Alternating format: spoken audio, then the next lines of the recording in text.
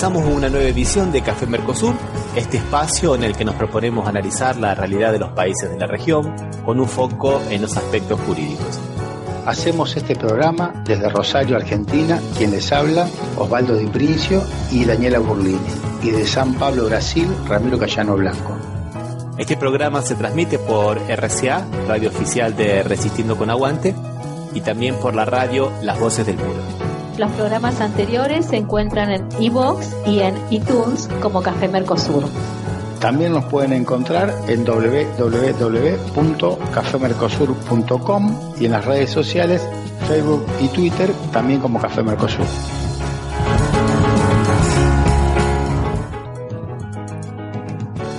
Bueno, aquí comenzamos otro programa Café Mercosur.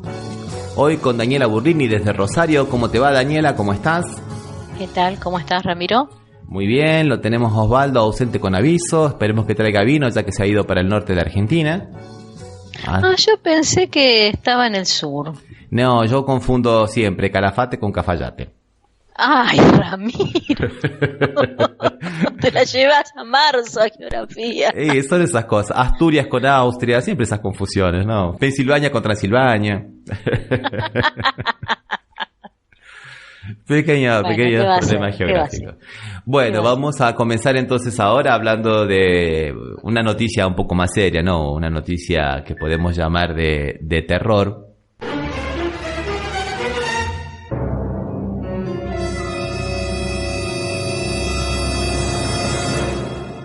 Y tiene que ver con la suerte del dirigente social, Luis D'Elia, que está condenado por haber supuestamente usurpado una comisaría en el año 2004 en el barrio de La Boca.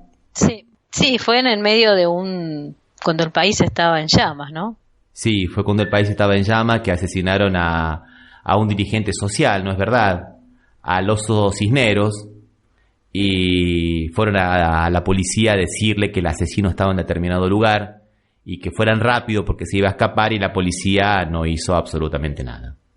Entonces, bueno, la gente fue a la comisaría y la tomó entre las 0:20 y las 8 de la mañana reclamando que fueran a detener a este asesino, digamos, ¿no? Entonces, repetime cómo fueron los hechos, Rami, espera. Asesinan a Martín Cisneros, ¿no? Conocido como el Oso, que era un dirigente social del barrio de La Boca. Y la gente va a hacer la denuncia a la comisaría diciéndoles dónde estaba el asesino, que se llama Duarte, Juan Carlos Colchones Duarte. Colchones, bueno, es el sobrenombre, ¿no? Sí. Y la policía no hacía nada porque parece que lo protegía. Entonces ahí se armó una especie de pueblada, como tantas veces ha ocurrido en el país, para exigir que la policía actúe, ¿no es verdad, Daniela? Sí. Tomaron la comisaría, no es que tomaron, se manifestaron dentro de la comisaría entre las 0:20 y las 8 de la mañana reclamando por la detención. Y también participó D'Elia, ¿no? Y D'Elia supuestamente habría dicho: salgan todos de la comisaría que está tomada. Eso dijo un testigo que lo escuchó, y con base en eso lo acusaron como ser el cabecilla por usurpación de lugar público, por usurpación agravada, porque en su momento era funcionario público, y lo condenaron a 3 años y medio de prisión. Esto ocurrió en 2004, ¿no? Y para la mayoría de los otros imputados está prescripto, menos para D'Elia. Qué interesante la justicia, cómo se utiliza para premiar y para castigar a quien, digamos, el palo de la justicia llega cuando menos te lo esperás, ¿no? Porque, aparte, prisión efectiva, ¿cuánto es el máximo de la pena? 3 años y 4 meses, me parece. Claro, que podría tranquilamente tener una prisión domiciliaria por el digamos, el monto de la pena. Y ya por el tiempo transcurrido, si el tipo no volvió a cometer el mismo delito, no anda tomando comisaría todos los días. Sí, la prueba ya está ahí, no va a tomarla de nuevo después de 15 años. ¿Te puedo leer lo que dice, lo que dijo D'Elia, que me pareció muy gracioso? ¿Por qué no la escuchamos a D'Elia? Bueno, vamos a escucharlo. Vamos a escucharlo el propio.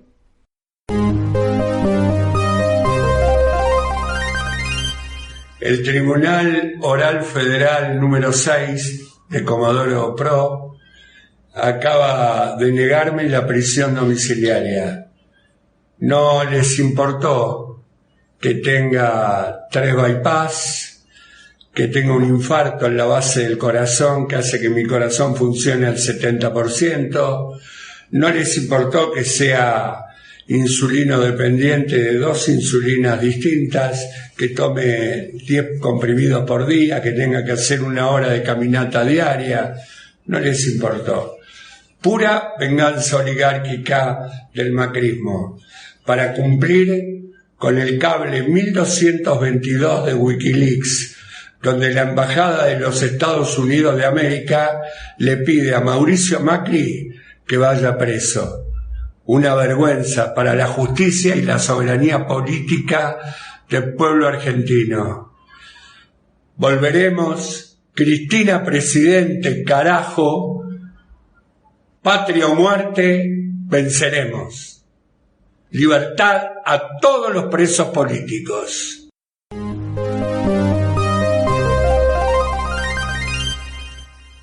Bien, y es interesante que él acá nombra el cable 1222 de Wikileaks, que es verdad que existe y que por pedido que le manifestaron a Mauricio Macri que veían con mucha preocupación que el dirigente de Elía estuviera en libertad.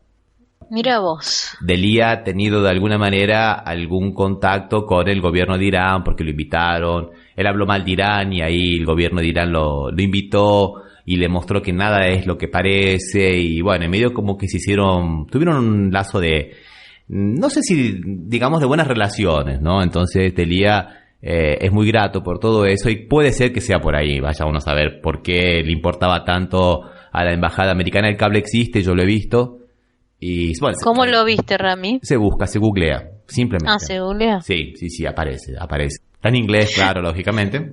Sí, estoy leyendo los comentarios de La Nación. Este es terrible. Escucha esto. Como dijo Francisco Coma, si te gustan los pebetes, aguantate la sotana. Ay. Es terrible. Bueno. Lo ponen a la noticia. Este comentario tan profundo sale comentario de La Nación a la noticia de Delía. Esto es ahora, online, digamos. Sí, último momento, digamos. Claro, sí, momento. Pero me gustó lo de aguantate la sotana.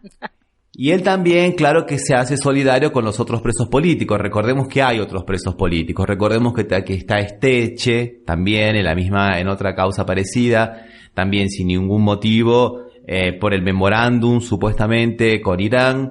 También está Esteche, que está preso, que es el que quedó preso. Y hay otros presos políticos más y que no se entiende muy bien por qué van a ir presos. Pero bueno, es un poco el problema. Y voy a hacer una pregunta, digamos, tonta, pero ¿a vos te parece que Delía suma más preso que libre?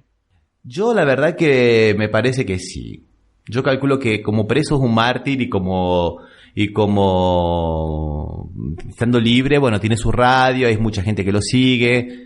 Pero sí, preso, digamos, preso es un mártir, sí. Aunque después de lo que ha ocurrido con Lula, que ya va a cumplir 1 año, dentro de 1 mes y medio de estar preso, bueno, vamos a ver qué pasa, porque la verdad que cuando él estaba libre era mucho más influyente con todas sus caravanas que hacía por el nordeste del país, que estando preso, que está prácticamente olvidado, ¿no? Y con relación a eso, bueno, vamos a hacer una pequeña actualización de Lula, ya que está. Hay un campamento de simpatizantes del Partido de los Trabajadores muy cerca de la Policía Federal, donde está detenido Lula, en la ciudad de Curitiba, en un terreno que alquila el Partido de los Trabajadores. Y bueno, ahora el juez Wolf le ha quitado, digamos, el permiso que le había dado para que hagan ese acampamento, y no pueden hacer más manifestaciones públicas en la calle a favor de Lula ni en contra de Lula, según dice la resolución judicial. O sea que tienen que irse. Son más o menos unos 500 militantes que están desde el primer día de la prisión de Lula y tienen algunas cosas simbólicas, como por ejemplo a la tarde, a la nochecita le dan las buenas noches al presidente y están ahí haciendo actos de presencia, como haciendo una especie de vigilia por Lula. Bueno, ahora no lo van a poder hacer más. Lo que es interesante es que me llamó la atención a mí el apellido de este juez, Wolf, que es el mismo apellido de la esposa del juez Moro, el ex juez Moro, actual ministro de Seguridad y Justicia de Brasil, ¿no? La señora Rosângela Wolf. Y ahí fui a ver, bueno, son primos, ¿no? O sea, todo queda en familia, ¿qué te parece? Claro, está todo asociado. Sí. Bueno. Quería, pues sí, aprovechamos para hacer esa pequeña actualización. Daniela, ¿qué te parece si escuchamos un poco de música? A ver, ¿qué tenés preparado, Ramiro? Bueno, sorpréndeme, como hace siempre. Primero vamos a escuchar un tema de Brasil, de un cantante que se llama Mosca, y se llama Ningún Derecho Menos.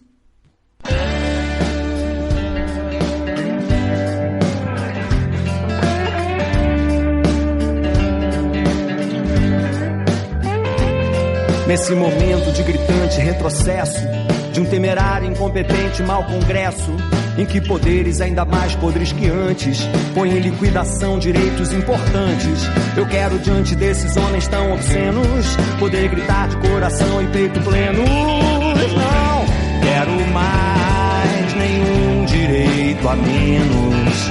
Não quero mais nenhum direito a menos.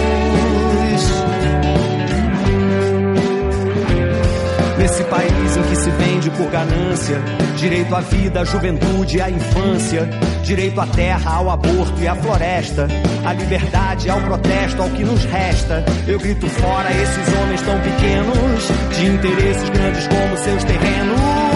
Não quero mais nenhum direito a menos. Não quero mais nenhum direito a menos.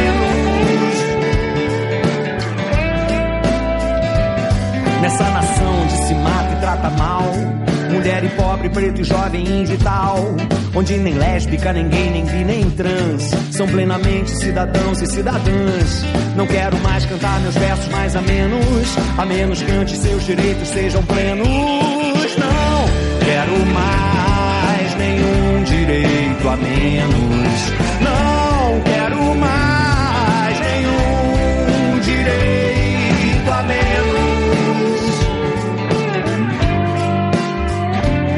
Nesse Brasil da injustiça social e de uma tal desigualdade sem igual, queria ver os grandes lucros divididos e os dividendos afinal distribuídos, e os bilionários concordando com tais planos, se revelando seres realmente humanos.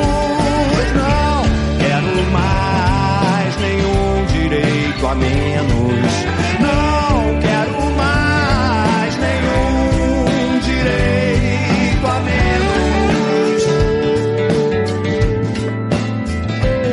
Nesse momento de tão pouca luz à vista e tanto ataque ao que é direito e é conquista, eu canto tanto a desistência e o desencanto, mas canto a luta, a resistência tanto quanto, e quanto aqueles que ainda pensam que detêm-nos, eu canto e grito a pulmões e peito plenos, que não quero mais nenhum direito a menos. Não quero mais nenhum direito a menos.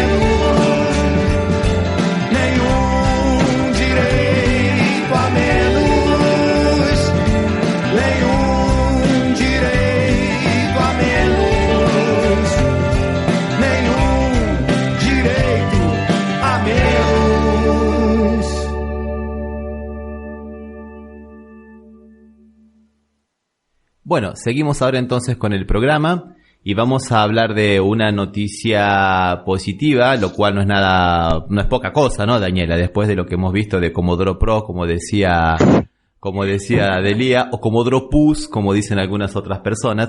Aclaremos para los que nos escuchan fuera de Argentina que Comodoro Pi es donde están los tribunales federales de Argentina, ¿no es verdad, Daniela? Claro, se los designa, digamos, en forma, el periodismo impuso esa designación. La calle donde está instalado el tribunal se llama Comodoro Pi y entonces se le dice los tribunales de Comodoro Pi, sin designar el nombre del tribunal, ¿no? Y de ahí viene que se hace ¿cómo se diría? Lingüísticamente, vos que sos lingüista. Es una parodia. Es una parodia. Bueno, sí. Sí. Comodoro Pus o Comodoro Pro. Pro. Bien. Y Pro se refiere al partido gobernante, digamos. Bueno, y vamos a ver entonces una pequeña victoria que ha tenido, o una pequeña derrota, como podemos decir, que ha tenido tanto el partido gobernante como Comodoro Pi. Vamos a ver por qué. Por eso vamos a llamarla una positiva, una noticia, una adentro.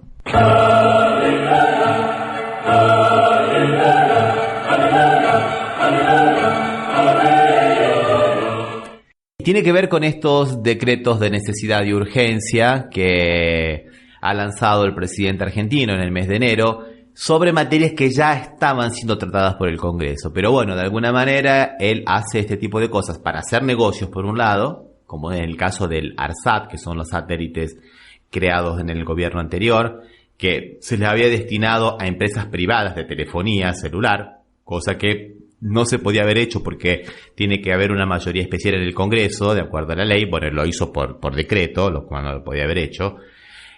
La degradación de la Secretaría de Deportes a la agencia descentralizada con la idea de poder vender principalmente los inmuebles del Centro de Entrenamiento de Excelencia que hay en Buenos Aires. Ya hemos hablado de eso, pero Buenos Aires está en un loteo total con los que son los predios públicos para la especulación inmobiliaria, ¿no, Daniela? Claro, sí, todo donde hay plata está atrás, donde hay billetito está, si no, no se preocupa.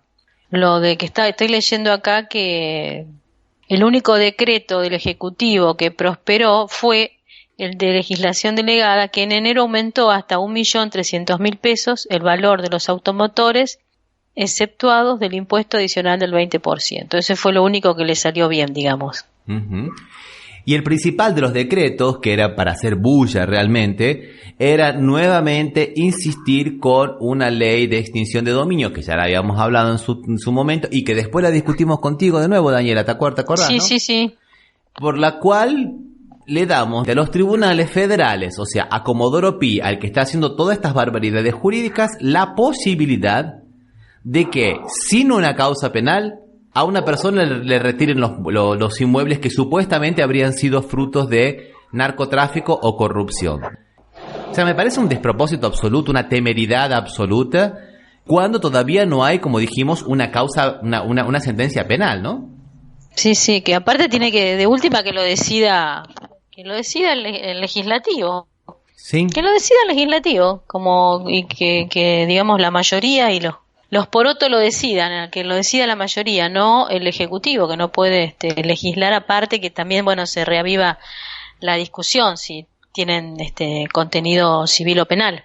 ¿Te acordás que habíamos hablado en otro programa? Sí, que para mí tienen contenido penal y para digamos, los doctrinarios del oficialismo no, dicen que tienen materia civil. Es opinable. Para mí es penal, porque es la consecuencia. Es un castigo, una sanción, una coacción de tipo económica, pero asociada a un ilícito, que acá encima está peor porque no está aprobado. ¿Vos sabés a la posibilidad sería. El que dijo en esta comisión bicameral, el que dijo exactamente eso fue el diputado macrista Pablo Tonelli, que dijo exactamente eso, que es una acción civil independiente de la acción penal a través de los tribunales federales en lo civil y comercial, con la creación de una procuraduría especializada. Como sabemos muy bien que ellos manejan bastante los procuradores. Y el que dijo exactamente lo contrario, el que le retrucó, fue el senador Daniel Lovera, ¿no? Que dijo, no, señores, es una cuestión penal. Claro. Sí. Sí, ¿viste cómo es el derecho? Que algunas veces esto es así porque la ley lo dice y esto es así porque con los votos se obtuvo, digamos, la mayoría necesaria para decir esto. Tras tanto, están discutiendo un tema que se transformó en algo político más que jurídico, ¿no? Porque lo político es decir, bueno, digamos, el tiro por elevación es decir, bueno, yo con esta extinción de dominio voy y le incauto todos los bienes a la expresidenta, a sus hijos, a sus allegados, a su pariente. Y creo que el plazo fue, digamos, hasta un plazo, cosa de que al presidente no lo tocan, ¿no? En todo el tema del correo, cuando estuvo lo del correo. Realmente es, en este país, en Argentina, el derecho sufre todas las fluctuaciones de los humores políticos del ejecutivo de turno y sirve como arma para coaccionar al que está del otro lado, al que está, digamos, fuera del poder.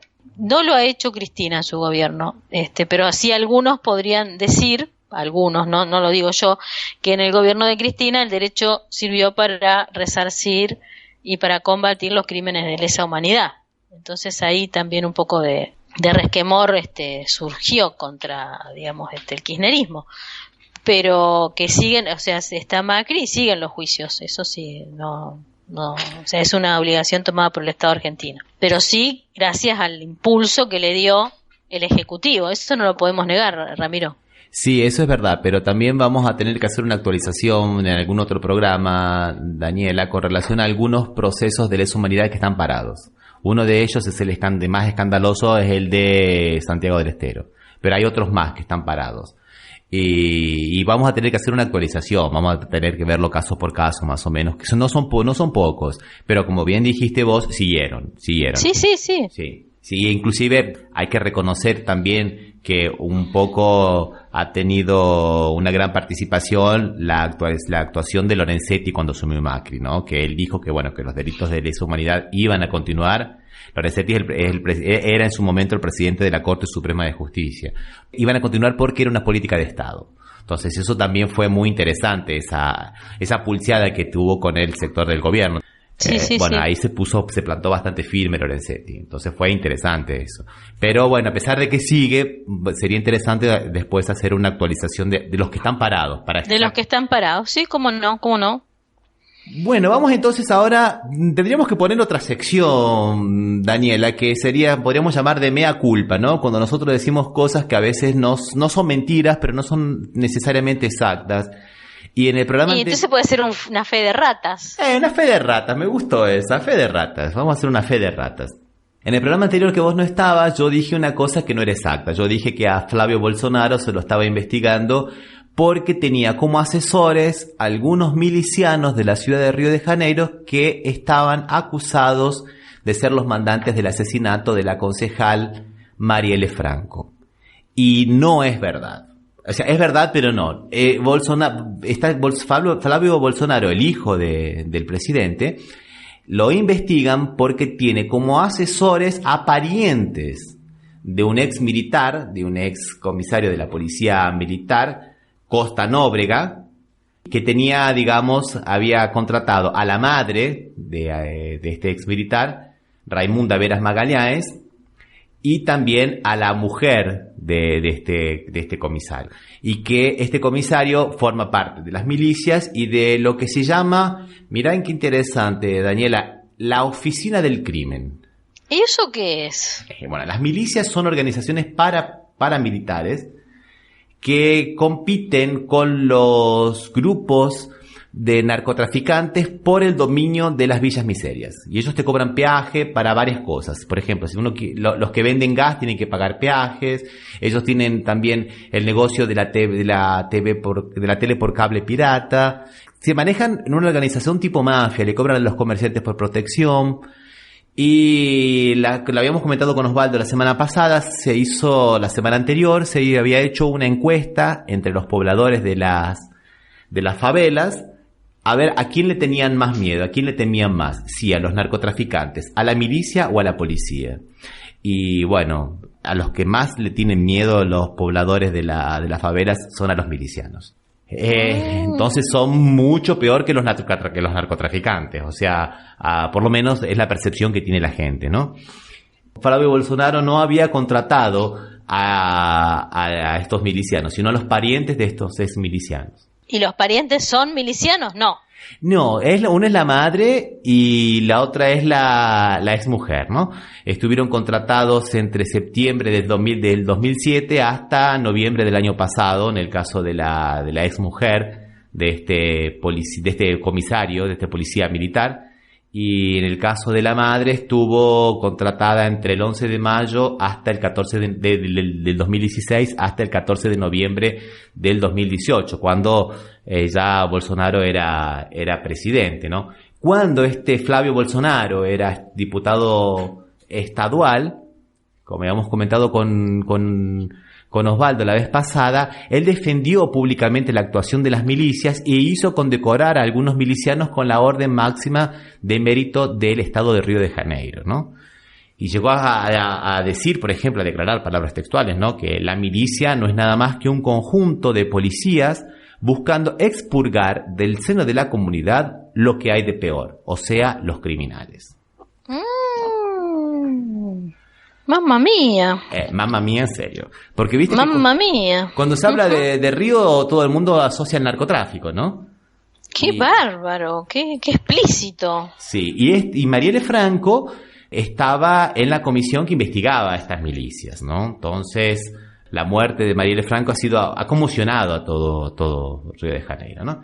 Pero bueno, hecha esa aclaración, podemos continuar entonces. Teníamos 2 noticias más, Daniela. Sí. Una que es un refresh, que lo voy a hacer cortita, que habíamos hablado la vez pasada con Osvaldo de que habían asesinado con trazos de crueldad y de tortura, ¿no?, a una activista en el sur del estado de Bahía. Hablábamos de una activista ambiental que se oponía al plantío del eucaliptus en detrimento, digamos, de lo que es la selva paranaense, que es lo autóctono, ¿no? Rosane Santiago Silveira. Esa es la activista. La muerte ocurrió el 29 de enero en la ciudad de Nova Viçosa, en el estado de Bahía.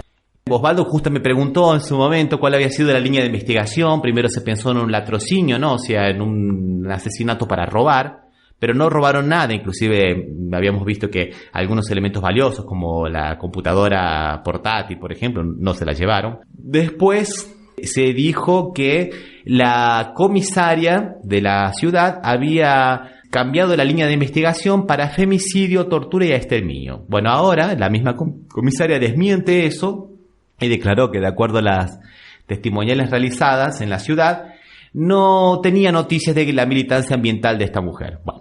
Mira vos. Sí, bueno, no sea pequeña también, ¿no? La mujer era una activista ambiental, cultural, o sea, una mujer pública, digamos.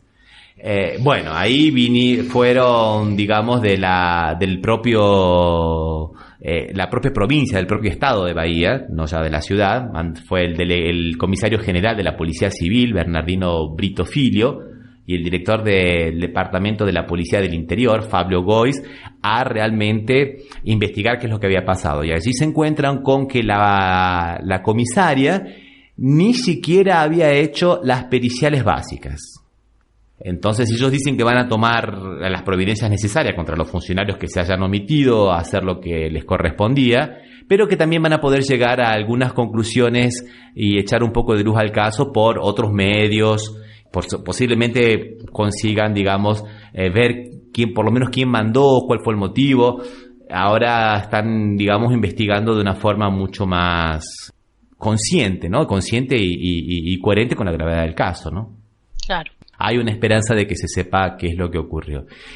Y asociado con eso, hay un profesor también, activista, periodista, encontrado muerto en la ciudad de Guarulhos, que es acá al lado de la ciudad de San Pablo, una ciudad bastante grande, donde es conocida porque está el aeropuerto de San Pablo ahí, y se sospecha de que haya sido una ejecución política. Estamos hablando de Artur Carlos de Arroya, de 39 años, profesor, periodista, y bueno, vivía en la ciudad de Guarulhos, en San Pablo. Apareció muerto también. ¿Él que era? ¿Tenía alguna candidatura? ¿Él era a qué partido pertenecía, digamos? Él había sido candidato a concejal de la ciudad de Guarulhos en el 2016 por el Partido de los Trabajadores. No consiguió que lo eligieran, obtuvo 1.500 votos, pero él mantenía su canal de videos en YouTube donde denunciaba a los políticos del norte de Minas Gerais, porque él era del norte de Minas Gerais. Viajaba siempre para allá, ¿no? Entonces vamos a ver qué es lo que ocurre. Según las autoridades, la motivación dice que todavía es desconocida, pero se sospecha de que se trata de una ejecución política porque él ya recibía muchas amenazas que la propia víctima había relatado días antes de la muerte. Lo encontraron atado, envuelto en unos trapos, tirados al lado del río, ¿viste? Al lado del río Tieté. Por eso se sospecha de que puede haber sido más o menos esto. Y bueno, pensando en lo de Marielle Franco y en las varias ejecuciones, lamentablemente por ahí se pinta un clima de época. Bueno. O sea, esto dice que a los 11 meses, después, o sea, pasó lo de Mariel y a los 11 meses lo de este señor, ¿así es? Exactamente, sí. Y bueno, y a días de que ocurrió el asesinato de esta otra activista en el sur de Bahía, y bueno, y lamentablemente nosotros no noticiamos todos porque son tantos, Daniela, pero claro. Son muchos, sí. muchos periodistas, blogueros, activistas. Sí, termina siendo como un obituario. A mí me pasa cuando viste con el tema de las mujeres, me pasa que después me resulta también muy difícil cómo se comunica, ¿no? Porque termina siendo, en la cantidad termina diluyéndose, digamos, la esencia de lo que vos querés transmitir, porque si no te transmitís, digamos, números, nombres, y no sé si te pasa eso también. Sí, lamentablemente un poco como que se va naturalizando. Claro, ahí está, esa es la palabra, sí. Sí, es una verdadera pena. Bueno, visto esto, ¿qué te parece si escuchamos una canción y vamos a la parte principal del programa? Dale, vamos. Bueno, vamos a escuchar entonces a Salta la Banca y un tema llamado Bautismo.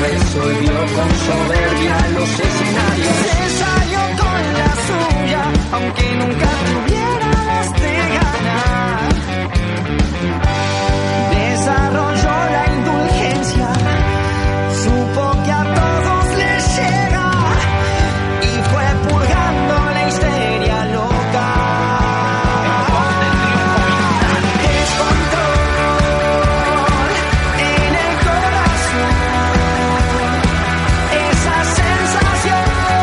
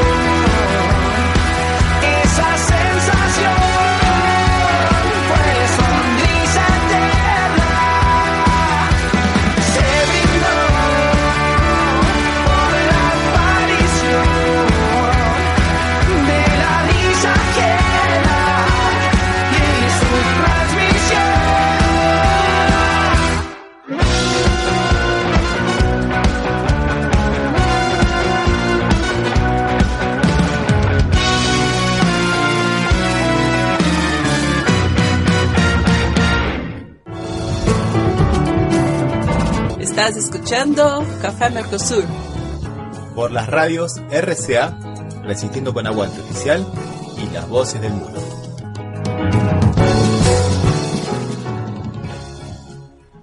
Bueno, y continuamos ahora con el programa. Daniela, ¿qué te parece? Vamos adelante, a ver. Nos habíamos propuesto hablar, Daniela, de las mujeres, de las niñas embarazadas, en un tema que está muy relacionado con el tema que habíamos tratado en otros programas. ¿Te acordás? Que era la educación sexual. ¿Te acordás, Daniela, no? Sí. Y esta tiene que ver ahora con nuevos casos de estas maternidades forzadas. Pero antes de eso, me parecía que sería interesante hablar de la manada salteña, que ahora la mandan a juicio porque violaron a una nena huichí. ¿Qué te parece, Daniela? Sí, por favor, porque vos sabés que eso había quedado como olvidado. Sería como un refrescámelo, a ver. Bueno, en Salta comenzó el juicio contra los 8 hombres de haber violado, están acusados, ¿no?, de haber violado en 2015 a Juana, una niña huichí, en Alto la Sierra. El juicio se va a extender unos días más y se le va a tomar testimonio a 67 personas, ¿no? Recordamos que esta violación ocurrió el 29 de noviembre del 2015. La mamá de Juana denunció que la habían violado cuando perdió el contacto con su hija, que tenía en el momento apenas 12 años, Daniela, y además con retraso madurativo. Y recién salió de la casa y recién consiguió contactar a la nena al día siguiente, cuando fue encontrada desvanecida en una cancha de fútbol y lesionada debido a un ataque sexual. El caso se hizo conocido en mayo de 2016, cuando se supo, ¿no?, que la niña quedó embarazada por el hecho. Se le realizó una interrupción del embarazo por un diagnóstico de anencefalía. Y ahora Gardelis, Osvaldo Miguel Cheda y Ricardo Hugo Martiocha, jueces que conforman la sala primero, van a juzgar a los 8 acusados, ¿no? Sí, el nombre de los acusados me parece que no están, ¿eh? No están. No, hay que preservar la identidad, ¿viste, Daniela? Y están en libertad, supongo, ¿no? ¿Qué lo tiró, no, Daniela? ¿Qué lo tiró? Claro, eso es, digamos, en la vara de la justicia. Delía, que estaba defendiendo digamos, en una protesta, en una movilización popular, está preso por algo que ocurrió en el año 2004, ¿no? Sí. Y estos asesinos de niñas, porque para mí una violación es un asesinato, están libres. No, y lo peor, Daniela, muy bueno lo que trajiste de Delía. Lo peor, que nosotros no lo dijimos, que Juan Carlos Colchones Duarte, el asesino, fue declarado culpable y ahora está en libertad.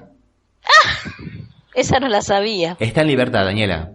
Fue condenado a 15 años de prisión y ya está en libertad. Y Delía ahora va a ir preso. Y todavía Delía, no, realmente no supera el mínimo test de razonabilidad y de proporcionalidad, la pena con el antecedente.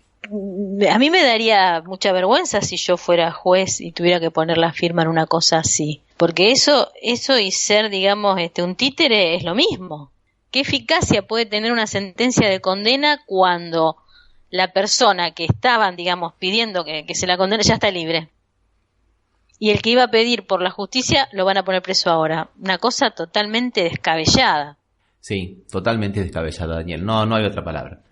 Así que por eso digo qué bien que trajiste el tema de Delía, porque justamente, ¿no? Acá no sabemos quiénes son los acusados, no sabemos absolutamente nada, y Delía hacemos con bombos y platillos, aparece en todos lados por unas causas mucho más que sospechosas, ¿no? Sí, lo que pasa que Delía es una persona con una fuerte exposición y molesta mucho, molesta que se haya metido en la pileta pelo pincho ahí en el Obelisco. Que tenga una radio, fastidia, que tenga una radio opositora al gobierno como Radio Rebelde. Sí, que yo creo que no la escuchan más que los que la escuchan a él, pero no creo que la radio tenga, digamos, una influencia muy grande, pero igualmente. Qué bueno lo que estás diciendo, pero nosotros estamos en la época donde la revolución macrista no será televisada ni fotografiada. Y volviendo a lo que hablamos en el programa anterior del verdurazo y de las fotos que dejó, las postales que dejaron el verdurazo de gente juntando comida. Claro, juntando comida. El viernes pasado se realizó otra manifestación llamado El Cuadernazo, que es una empresa, Madigraf, que entró en licitación con la Municipalidad de Buenos Aires y presentó el precio más bajo en la licitación, o sea que la ganó, impugnaron la licitación porque dicen que los sobres habían llegado abiertos y que faltaba documentación. Cuando ellos entregaron los sobres cerrados, tienen la firma de la recepción, como se entregan todos los sobres. Bueno, y con eso ahora van a llamar a nueva licitación, solo que los competidores ya saben cuánto van a cobrar. Entonces ellos hicieron una manifestación en contra de esta medida y regalaron cuadernos en Buenos Aires, y ahí la policía fue de cabeza no me diga, contra los fotógrafos de Página 12 y de la revista Cítrica. Y así, esos son, y se los llevaron presos. Impresionante, que son los que habían sacado las fotos en el verdurazo que comentamos nosotros. Son los autores de las postales. Entonces, por eso que, por más que este gobierno es implacable, Daniela, por más que sea un medio de comunicación insignificante, ellos van atrás. Es impresionante. Claro, sí. A veces me parece que es la soberbia de clase que no admite que alguien les diga que no tienen razón. Claro, sí, seguro. Vamos con una canción, ¿qué te parece? A ver, sorpréndeme, Ramiro, a ver. Bueno, nos vamos al África. A ver. Nos vamos al África y vamos a escuchar a dos músicos africanos que se llaman Stewart Sukuma y Oliver Mtukudzi. Me lo tuve que qué estudiar. Pronunciación, Ramiro. Estudiar, ¿no? Un tema que se llama Guardianes de la Luz.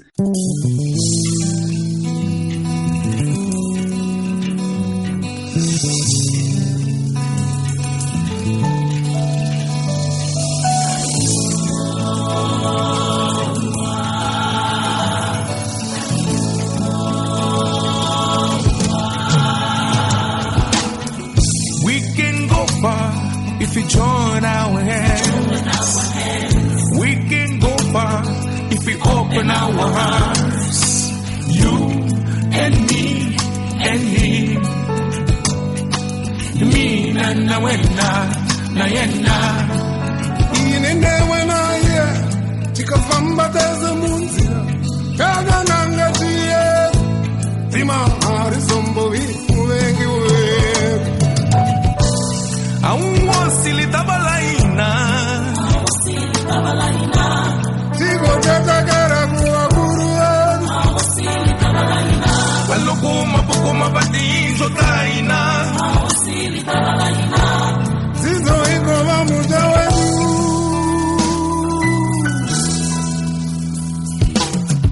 We are the guardians of the light. We can defeat the darkness. We are the guardians of the light. We can defeat the darkness.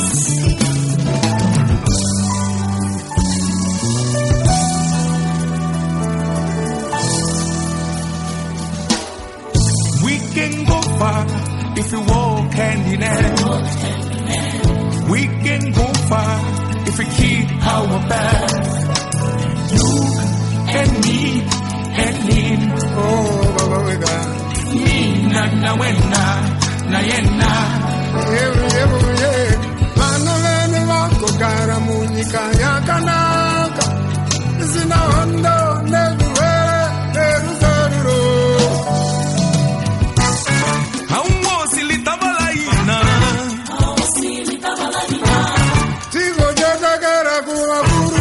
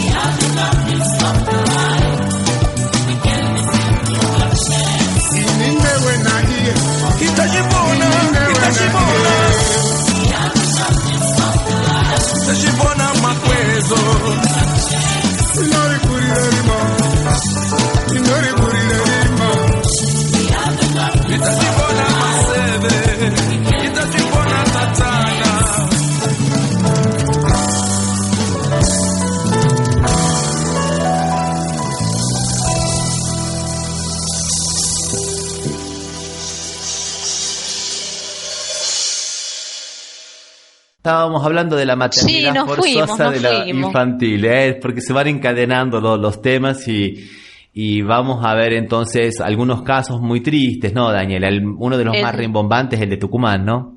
El caso de la niña tucumana, en donde, ella sufre una violación por parte de la pareja de la abuela. Está embarazada y se le está negando, se le está alongando, digamos, la medida del aborto, vamos a decirlo con todas las letras.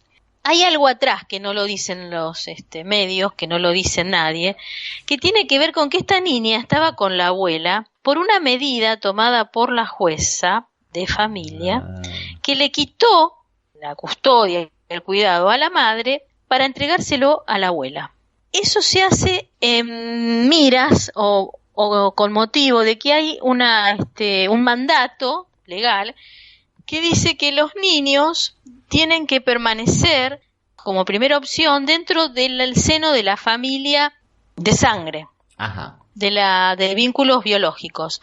Y ese es un mandato, digamos, que te lo impone la ley. Entonces, si una niña está en una situación de vulneración de derechos con su mamá o con su papá y no puede seguir viviendo porque no puede, primero tenés que agotar las posibilidades de que permanezca dentro de su grupo consanguíneo, como si eso fuera garantía de seguridad para la niña. Entonces, en esa inteligencia, que me parece retrógrada, le entregan la niña a una abuela, sin pensar ni por un minuto en qué condiciones y cómo vivía esta abuela. Entonces, esa niña salió de Guatemala, la metió el Estado en Guatepeor, y se la entregó en manos de la abuela para que la violaran. Claro. Fíjate, eso no es una cosa, la noticia es que están demorando el embarazo, pero la noticia tendría que ser también el derrotero que le hacen pasar a esta niña, porque desgraciadamente nosotros tenemos una ley que privilegia como primer paso, como primer medida, la familia, los vínculos consanguíneos. Entonces aparece la abuela y dice yo quiero la nena y la abuela se lleva a la nena y no se entra a estudiar dónde vive la abuela, con quién vive, cómo va a estar mejor, y si quiere otra persona que no tenga que ver con la familia consanguínea estar con la niña, no se lo dan, porque la ley realmente que con un criterio racista, porque para mí es racista considerar que la familia consanguínea va a ser mejor que un extraño que no tenga que ver con un vínculo biológico, fíjate los resultados a los que llevó. Eso no lo dice nadie. No sabía. Eso no lo vas a leer en ningún lado. O sea que la familia judicial se está protegiendo, digamos. No, realmente el juzgado, quien tomó la decisión, está atado a un código. Claro. Y si viene la abuela, ¿me entendés? O buscan, porque ellos se manejan con un protocolo, entonces yo acepto cuando tengo un trabajo ciertas reglas de juego. La ley le impone, entonces yo para descartar a la abuela tengo que fundamentar, decir, bueno, no, mire, usted abuela, véala, la nena, visítela, mantenga un vínculo afectivo con la niña, pero la niña va a estar mejor con esta familia que quiere, que la va a cuidar. Claro, claro. Eso no pasó. Se la entregaron a la abuela y la abuela tuvo el problemita de que la nena quedó embarazada. Y la niña dijo llorando, quiero que me saquen esa cosa que me metió el viejo. Ese viejo, o sea, en cámara Gesell lo dijo. ¿Para qué la tienen que hacer pasar por todo esto a una niña? ¿Para qué la cámara Gesell, muchacho, está embarazada? Háganle el aborto y déjense de joder.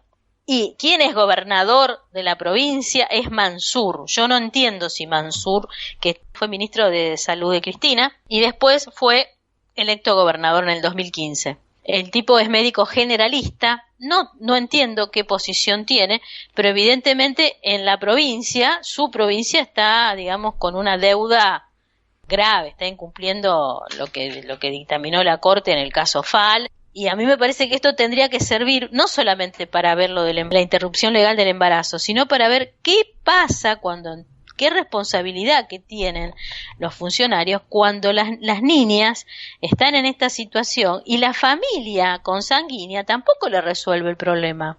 Yo me pregunto, ¿el Estado es responsable? Esa niña, que nadie lo hace ni lo piensa, ¿podría ir a decirle al Estado, mira, me sacaste de mi mamá y me entregaste en manos de mi violador? ¿Podría? Bueno, yo calculo que sí, Daniela, porque más allá del mandato legal, creo que hay una norma supranacional que es el interés superior del niño, que está en la Convención de los Derechos del Niño, ¿no, Daniela? Y eso tiene rango constitucional. Entonces yo creo que eso es lo que debe primar a la hora de tomar decisiones. O sea, no justifico la actitud burocrática de un juez que no analiza las circunstancias ambientales donde va a vivir una niña, que debería ser básico, me parece, para tomar una decisión, amparándose en la consanguinidad que le manda una ley nacional, ¿no? Cuando sabemos que... Sí, también probablemente le haya costado, no haya sido, a veces no es fácil ubicar a una nena creo que tiene 11 años, ¿no es cierto? 11 años, sí. Claro. 11 años. Y a lo mejor cuando se la sacaron tenía 10 años, ¿viste? Pero siempre me parece como que siempre esto tendría que plantearse un gran debate dentro del derecho. Las grandes situaciones de violencia sexual se dan en el seno intrafamiliar. Entonces, ¿cómo vamos a pensar que la familia va a ser la garantía de que estas cosas no sucedan? Hagamos un análisis cuantitativo y vemos que en la mayoría de los casos los abusos sexuales son intrafamiliares. Entonces, no estamos descubriendo la pólvora, tenemos que pensar una solución que resuelva este problema. Sí, es verdad, Daniela, tenés toda la razón. Eso, y lo que pasa es que hay una cuestión interesante que quería colocar aquí, que ya lo habíamos tratado cuando hablamos de la educación sexual, pero me parece que también hay que dar educación sexual para los adultos. ¿Por qué lo digo? Por dos motivos. Primero, por lo que estás diciendo vos, Daniela, esa idea de que la familia es sagrada y que estamos todos en familia y que en la familia no ocurre nada, y sabemos que, bueno, Caín y Abel eran hermanos, ¿no? Por ejemplo, para decir un lugar común, ¿no? Pero como bien decís vos, la mayoría de ese tipo de abusos son intrafamiliares. Entonces, de que la familia es impoluta, inmaculada, no es verdad. No funciona de esa manera. Y segundo, otra cosa también, educar un poco a los padres, porque según la psicóloga del Sistema Provincial de Salud, el 5 de febrero se realiza la primera entrevista con la niña. La niña en esa entrevista cuenta que habían buscado junto a su madre un lugar para realizar el aborto en forma clandestina. Esa madre debería haber sabido que la ley le permite que hagan la interrupción del embarazo de forma gratuita en un hospital público. Lo que pasa es que, como bien dijiste vos con Mansur, no es la primera vez que pasa en Tucumán. Ya habíamos visto otros casos en Tucumán, ¿te acordás, Daniela, no? Sí. Caso, no me acuerdo cómo se llamaba esta joven también que había sido violada y que no querían dejar que hiciera la interrupción en un hospital público. ¿Te acordás? ¿No? ¿Cómo era? No me acuerdo el nombre. Lorena creo que era. Hace un año atrás aproximadamente, que también movilizó bastante y lo charlamos acá en el programa, Daniela. Lo charlamos contigo, recuerdo. Pero bueno, también, entonces esa madre que dice, bueno, sí, por un lado tengo la ley, pero por otro lado tengo mi hija embarazada y tengo un gobernador y médicos y que me acusan y que me van a poner trabas y que es complicado, ¿no, Daniela? Claro que sí. O sea, una situación bastante complicada. Pasó otro caso también en Jujuy también ahora, donde, bueno, ese caso también parece que todo termina en Comodoro Pi en el programa de hoy, ¿no? Donde Gerardo Morales dijo que esa niña, que al final nació muerto, el bebé, o murió a los pocos días, no tuvo que iba a ser adoptada por una persona importante, ¿te acordás, no? Sí, eso fue de terror. ¿Y vos sabés quién era la persona importante? Sí, la granata. Yo había escuchado que era el fiscal Stornelli, bueno. No. Sí. Después lo podemos corroborar para el programa próximo. Yo creo que el que dijo eso fue inclusive el propio gobernador Gerardo Morales. Pero lo importante acá, más allá de todas estas cosas que ocurren importantes de la política, lo importante me parece es el interés del niño, el interés de las niñas, digamos, ¿no?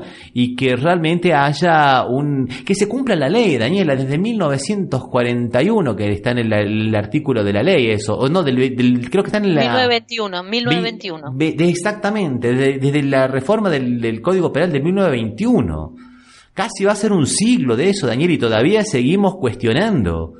Después nos admiramos que haya países en Latinoamérica que no tengan o por ejemplo en Chile, que se está luchando para que tengan eso. Pero bueno, acá lo tenemos desde casi 100 años y no lo hacemos cumplir. Primeramente, ¿por qué estas personas se dan el derecho de no cumplir la ley? La primera cosa que a mí me cuestiona. Y segundo, bueno, la otra cuestión humanitaria. Estamos hablando de niñas, ¿no, Daniela? Sí, viste que hay un tema que podríamos pasar que no hace mucho me encanta cómo lo hace Citarrosa, que dice la ley Estela de Araña. Sí, es verdad. Y entonces, bueno, de entre los intersticios se va a ir alargando hasta que después ya sea tarde para hacer el aborto. Bueno, realmente son impiadosos las personas que hacen eso. Son gente que no tiene corazón, porque un cuerpo, como decían las chicas de CLADEM, que pesa menos de 50 kilos, ¿cómo vas a hacer? Hacían una proporción de kilos. Creo que la niña tenía, un embarazo le sumaba, no me acuerdo si le hicieron 5 o 6 kilos, cómo ese cuerpo podía parir, ¿no? Bueno, digamos que CLADEM es una entidad, digamos, una ONG latinoamericana que está en contra de la violencia de las mujeres, ¿no, Daniela? Sí, sí. Sí, y según esta ONG CLADEM, cada hora 7 niñas tienen partos en Latinoamérica. Sí, las estadísticas de CLADEM son bastante abrumadoras. A ver, ¿cómo fue que dijiste? Una niña cada 7 horas. A cada hora que pasa, 7 niñas tienen partos en la región latinoamericana. Y sí, habíamos hablado, cuando hablamos de la educación sexual, también de los números de Brasil, que acá en Brasil también son realmente alarmantes, ¿no? O sea que Brasil no escapa a esa situación. Acá en Brasil también la maternidad infantil es un tema muy, pero muy salta a la vista, digamos, realmente, y desde siempre, ¿no? Y eso a veces se mezcla con prácticas familiares, se mezcla con prostitución, se mezcla principalmente con hombres. En el sur de Brasil, por ejemplo, la prostitución es principalmente entre los camioneros, casi exclusivamente infantil, porque los hombres, cuando la mujer tiene 18 años, ya no las quieren más como prostitutas, y las familias a veces las mandan a prostituirse porque es la única fuente de ingresos que tienen. Es una realidad muy compleja, Daniela, realmente es una realidad muy compleja, y son niñas de 14, 15 años, 13 años, 12 años, y bueno, y también por otro lado está esa cuestión machista de no querer usar preservativos, con lo cual también no solamente se transmiten enfermedades, sí, todas las enfermedades, como sí, que también quedan embarazadas, ¿no, Daniela? Por eso vemos realmente una situación realmente muy, pero muy triste, ¿no? Sí. Vamos entonces terminando por aquí. ¿Qué te parece, Daniela? Bueno, ¿se nos terminó el tiempo? Se nos ha terminado el tiempo. Recordamos que este programa se transmite por las radios RCA Oficial y Las Voces del Muro. Y que los programas anteriores los pueden escuchar en iVoox y en iTunes. Y que también nos pueden contactar en nuestro Facebook, Café Mercosur, y en Twitter como Café Mercosur, y el otro era contacto @ cafemercosur.com, nuestro correo electrónico. Un abrazo, Daniela, hasta la próxima.